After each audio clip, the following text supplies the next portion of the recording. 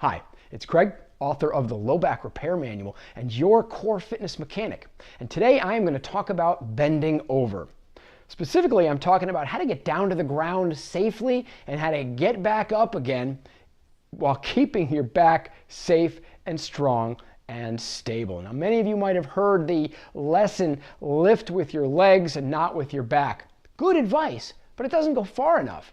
If you're lifting with your legs, not with your back, what's your back supposed to be doing? And how do you get down to the ground to begin with?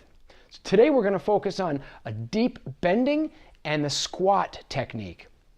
Now, in the previous video, I talked about the importance of keeping your spine straight, or more specifically, keeping the curves of your spine in place. That's what's meant by keeping your back straight. And activating your core and keep it working is vital to support the spine and keep it stable.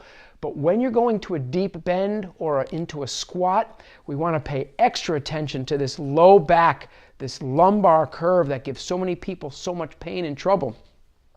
And in order to keep that curve in place, we start the move with something called a pelvic tilt. Okay, so take a look at these two examples of pelvic tilts. The image on the left, you see the lumbar spine up at top there and the femur or thigh bone down at the bottom attaching to the hip joint, and that bony structure right in the middle there, that's the pelvis. That image on the left, you see the back muscles are pulling up and the hip flexors are the arrow is pulling those muscles down. We can see that. That's causing the pelvis to tilt in a forward direction or an anterior tilt. Imagine the pelvis being a basin of water, and in the neutral position, that water is level and it just stays put. But here on the image on the left, you see a forward or anterior tilt, and that's going to basically pour the water out of the basin down the front of you.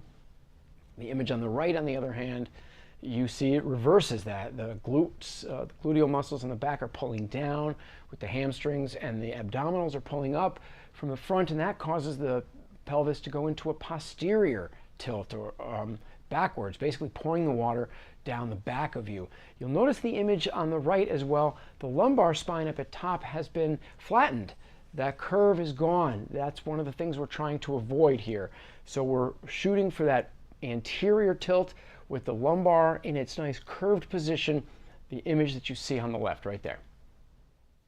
Okay, so when you're going into the deep bend, you start the move with a forward tilt. My core is still active, always active, and now I can go in and bend, and I'm keeping this curve nice and strong and in place. I can get down to the ground to pick something up. I can even, if I have enough flexibility, tie my shoes from this position. And then on the way up, nice and tall, core active, getting back into the neutral position. Now for the squat, you start with the same move.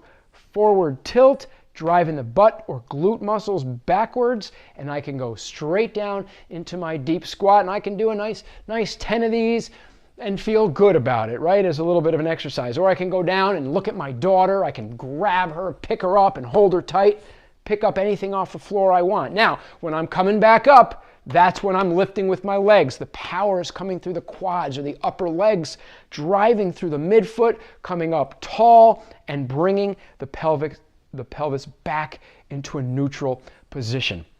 Now, the Low Back Repair Manual has way more detail about the anatomy involved here and how that works.